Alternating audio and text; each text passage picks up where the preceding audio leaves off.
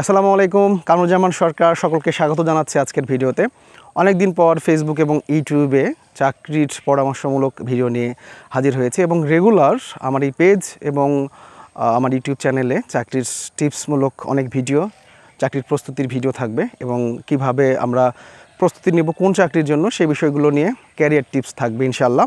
তো আজকে যে বিষয়টি নিয়ে কথা বলবো, থাম্বনেল দেখে বুঝতে পেরেছেন যে সরকারি প্রাথমিক বিদ্যালয়ের প্রধান শিক্ষক এবং সহকারী শিক্ষকের যে একটা নিয়োগ প্রক্রিয়া চলমান রয়েছে, এর মধ্যে প্রধান শিক্ষকের সার্কুলার হয়ে গিয়েছে। এই চাকরিতে আমরা কিভাবে প্রস্তুতি নিলে ভালো করতে পারবো সেই বিষয় নিয়ে আজকে ছোট্ট কিছু টিপস দেব এবং এই টিপসটি শুধুমাত্র প্রধান শিক্ষকের ক্ষেত্রে না, সহকারী প্রধান শিক্ষকের ক্ষেত্রেও একইভাবে কার্যকরী হবে। গ্রামে আছি, বুঝতে পারছেন, সুন্দর পরিবেশ। তো এই সুন্দর পরিবেশ, গ্রামে থেকে চাকরি করার মতো একটা চাকরি হচ্ছে প্রাইমারিতে প্রধান শিক্ষক বা সহকারী শিক্ষক। কারণ নিজের উপজেলাতে চাকরি করার মজাই আলাদা, বাড়িতে থেকে অন্যান্য কাজের পাশাপাশি এই চাকরিগুলো করা যায়। তো প্রধান শিক্ষক নিয়োগটা অনেক দিন থেকে বন্ধ ছিল। এর আগে 34-এ মনে হয় নন ক্যাডার থেকে প্রাথমিকের প্রধান শিক্ষক দেওয়া হয়েছিল। এরকমভাবে এই নিয়োগটা অনেক দিন হয়নি। যেমন আরেকটা নিয়োগ হয়নি, সরকারি হাই স্কুলের একটা নিয়োগ প্রক্রিয়া বন্ধ আছে। তো এগুলো আস্তে আস্তে হবে এবং যারা নিজেকে প্রস্তুত করতে পারবে এই চাকরিগুলো শুধু তাদেরই হবে।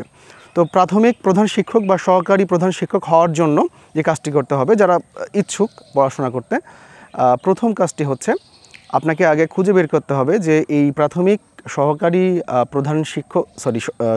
শিক্ষক এবং প্রধান শিক্ষকের ক্ষেত্রে যে চাকরির পরীক্ষাগুলো হয়েছে, এখানে প্রশ্নগুলো কি এসেছিল।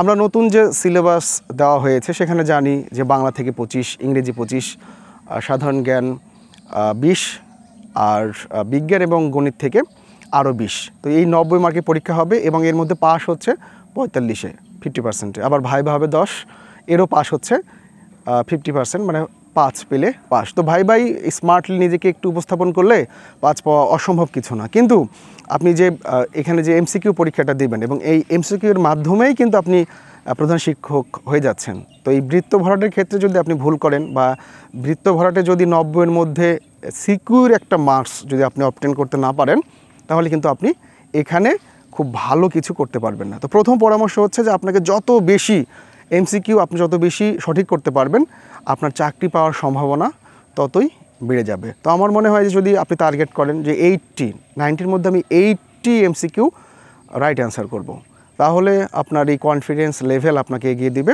এবং সেক্ষেত্রে যদি আপনি 70 বা 75ও করতে পারেন, আপনি অনেক এগিয়ে যাবেন। তো আপনার জন্য পরামর্শ হচ্ছে বাংলা থেকে বা ইংরেজি থেকে আমি যে পরামর্শগুলো দিব একটু যদি মেনে চলেন, আমার মনে হয় যে অনেকেই সাকসেস হবে। বাংলার ক্ষেত্রে যেটা করতে হবে, বাংলার ক্ষেত্রে অবশ্যই সাহিত্য এবং ব্যাকরণের মধ্যে সাহিত্য থেকে কম প্রশ্ন আসে। তো প্রধান শিক্ষকের ক্ষেত্রেও কমই আসবে প্রশ্ন, 3, 4, 5টাও আসতে পারে। এর মধ্যে একটা গান আসতে পারে। এখন যে গানের বিষয়গুলো এটা আসতে পারে, লালন বা আমাদের দেশের বাউল আব্দুল করিম শাহ, এরকম কিছু গান আছে, বা কালজয়ী গান, দেশাত্মবোধক গান, মুক্তিযুদ্ধের গান, এগুলো আসতে পারে। সাহিত্য অংশ থেকে কিছু প্রাচীন আমল থেকে 1-2টি দিতে পারে, বা মধ্যযুগ থেকে আসবে। তারপর এই যে এখন কাজী নজরুল ইসলাম বা রবীন্দ্রনাথ ঠাকুর থেকে 2-1টি প্রশ্ন আসতে পারে। তো কম হবে, 4-5টা প্রশ্ন হতে পারে, আবার 2টাও হতে পারে, এরকম আর কি। সবচেয়ে বেশি প্রশ্ন আসবে ভাষা থেকে, মানে ব্যাকরণ থেকে। ব্যাকরণের কোন অংশ থেকে সবচেয়ে বেশি প্রশ্ন থাকবে? সমাস, সন্ধি বিচ্ছেদ, তারপর এক কথায় প্রকাশ, এই বিষয়গুলো থেকে আবার বেশি প্রশ্ন আসবে, কারক থাকবে আর কি।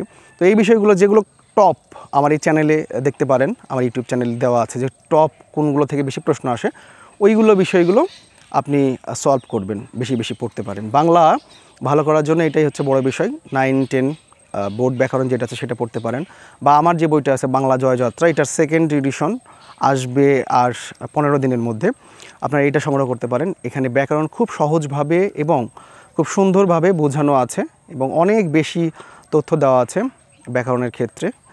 আপনি এটা প্র্যাকটিস করতে পারেন। বাংলা জয়যাত্রা এই বইটা আসবে, পেজে থাকেন, ইউটিউব চ্যানেলে থাকেন, আমি ঘোষণা দেব, অল্প 15 দিনের মধ্যে আসতে পারে এটি।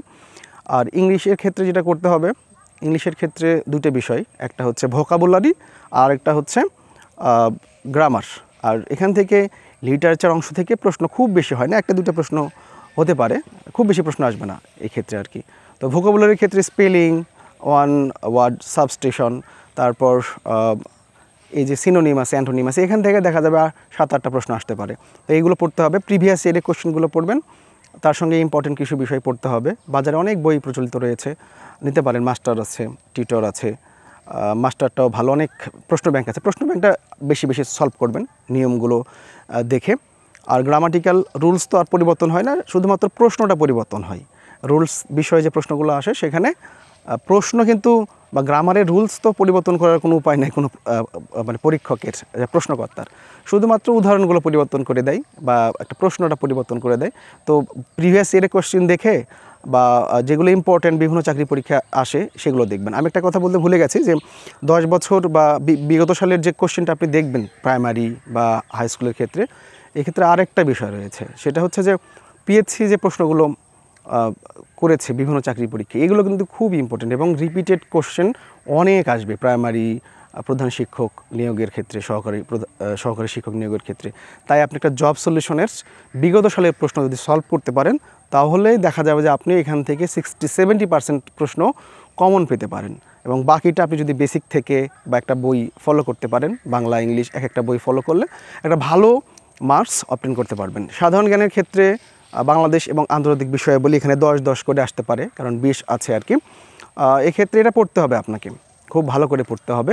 এর সঙ্গে সঙ্গে আপনার যে বর্তমান সময় মানে সমসাময়িক সময়ের যে এমসিকিউগুলো সেগুলো কিন্তু পড়তে হবে। বিগত 3 মাস বা 4-5 মাস পরীক্ষার আগের 6 মাসও ধরে নিতে পারেন এখন থেকে। তো এই যে সমসাময়িক আলোচনাগুলো, কারেন্ট অ্যাফেয়ার্সগুলো, এইগুলো কিন্তু পড়াশোনা করতে হবে। এখান থেকে 4-5টা প্রশ্ন আসতে পারে এই 20টা প্রশ্নের মধ্যে। আর বেসিক থেকে ইতিহাস, এগুলো থেকে বিভিন্ন দেশের তথ্য থেকে আসতে পারে প্রশ্ন। তো এইগুলো আপনাকে পড়তে হবে। এক্ষেত্রে বাজারে অনেক বই রয়েছে। আপনি জর্জের যে MP3 আছে আন্তর্জাতিক বাংলাদেশ, এটি পড়তে পারেন। এটি অনেক ভালোভাবে সাজানো গোছানো রয়েছে। আলালের বই রয়েছে, এই আলালস জিকের থেকেও পড়াশোনা করতে পারেন। কিছু বই আছে, তাদের শর্ট সাজেশনও আছে, পড়তে পারেন। আর এরপর থেকে গেল কোথায়, গণিতের অংশটা হচ্ছে গণিত আর বিজ্ঞান মিলে 20। তো বিজ্ঞানের প্রিভিয়াস ইয়ারের কোশ্চেনগুলো যদি আপনি ফলো করেন, তো সেক্ষেত্রে কমন পেয়ে যাবেন আর কি। বিজ্ঞানের নতুন প্রশ্ন হচ্ছে আগের প্রশ্নগুলোই বেশি দেয় আর কি, ঘুরে ফিরে ওই প্রশ্নগুলোই আসে। আমার একটা সাজেশন রয়েছে প্রাইমারির জন্য, যদিও এই সাজেশনটা এখনও বের করিনি, no basic no job primary basic suggestion. তো সেখানে অনেক তথ্য দেওয়া আছে। তো সেটা যদি আমি একটু শেয়ার করি তাহলে আপনাদের বোধহয় উপকার হবে। আমি এটা শেয়ার করব পরীক্ষার আগে বা অল্প সময়ের মধ্যে। বিজ্ঞান থেকে যে কোনো একটা বেসিক বই পড়বেন, মানে চাকরির বই পড়বেন আর কি। আর তার সাথে আপনি ক্লাস 6, 7, 8, 9, 10 এই বিজ্ঞানটা একটু দেখে নেবেন। আবার এই একইভাবে 6, 7, 8, 9, 10-এর যে ম্যাথগুলো আছে এগুলো একটু পড়বেন। BCS-এর ক্ষেত্রেও কিন্তু ক্লাস 9, 10-এর ম্যাথ থেকে কিন্তু প্রশ্ন আসে এবং এবার এসেছে, আমার পেজেই দেওয়া হয়েছে এই বিষয়গুলো। তো ম্যাথের ক্ষেত্রে গুরুত্বপূর্ণ টপিক তো জানেন, ওই যে শতকরা, লাভ, ক্ষতি, ত্রিভুজ, এই বিষয়গুলো কিন্তু প্রশ্ন আসবেই। তারপর সংখ্যা থেকে আসবে প্রশ্ন। তো এই বিষয়গুলো অবশ্যই পড়বেন। আমি গ্রামারের আরেকটু মিস করেছি যে আপনি পার্টস অফ স্পিচ থেকে প্রিপজিশন কিন্তু আসবেই, এগুলো পড়তে হবে। ইডিয়াম ফ্রেজ কিন্তু আসবে, এটা পড়তেই হবে। ন্যারেশন, ভয়েস চেঞ্জ, যেগুলো আসবে এগুলো পড়তে হবে। এগুলো ছাড়া পরীক্ষা হলে যাওয়া যাবে না। তারপর সাবজেক্ট, ভার্ব, এগ্রিমেন্ট, এইগুলো কিন্তু টেন্স থেকে 1-2টা করে প্রশ্ন আসবে। তো পড়াশোনা শুরু করুন, আমার চ্যানেলের সঙ্গে থাকুন। আমি কিছু ভিডিও নিয়ে আসবো বা টিপস নিয়ে আসবো। আর এইভাবেই আপনি 90-র মধ্যে 80 টার্গেট নিয়ে পড়াশোনা শুরু করুন। যদি 70ও আপনি পান, তারপরেও আপনি একটা ভালো জায়গায় থাকবেন এবং আপনার চাকরি হয়ে যাওয়ার সম্ভাবনা খুব বেড়ে যাবে। প্রাইমারি ক্ষেত্রে একটাই সাজেশন, যত পারেন MCQ মার্কসটা বাড়াতে হবে। MCQ যদি মার্কস কমিয়ে আপনি যদি 45-এ পাস, 45 পেলেন, চাকরি হবে না। আমি দেখেছি আমাদের অনেক ছাত্র, ছোটো ভাই যারা পরীক্ষা দেয় শুধুমাত্র পাস করেছে, ওর চাকরি হয় না। তো আপনার চেষ্টা করতে হবে 70-75 যেন আপনার MCQ থাকেই 90-এর মধ্যে। আর 80 হলে তো আপনার চাকরি কেউ আটকাতে পারবে না। তো ভালো থাকুন, আমার চ্যানেলটি অবশ্যই সাবস্ক্রাইব করবেন। আর ফেসবুকে অবশ্যই ফলো করতে পারেন। সামনে আমার বাংলা জয়যাত্রা বই আসছে, BCS-এর ক্ষেত্রে অনেকেই দেখেছেন, পেজ আছে, দেওয়া আছে। এই আমার ফেসবুক পেজে দেখুন, ঘুরে অনেক সুন্দর করে সাজানো একটি বই। সামনে আমার বাংলা জয়যাত্রা বই আসবে, তো সেই বইটা নিতে পারেন, যে কোনো চাকরির জন্য কাজে আসবে, বাংলা সাহিত্য এবং ভাষার জন্য। ভালো থাকুন, আজকে এই পর্যন্তই। আল্লাহ হাফেজ।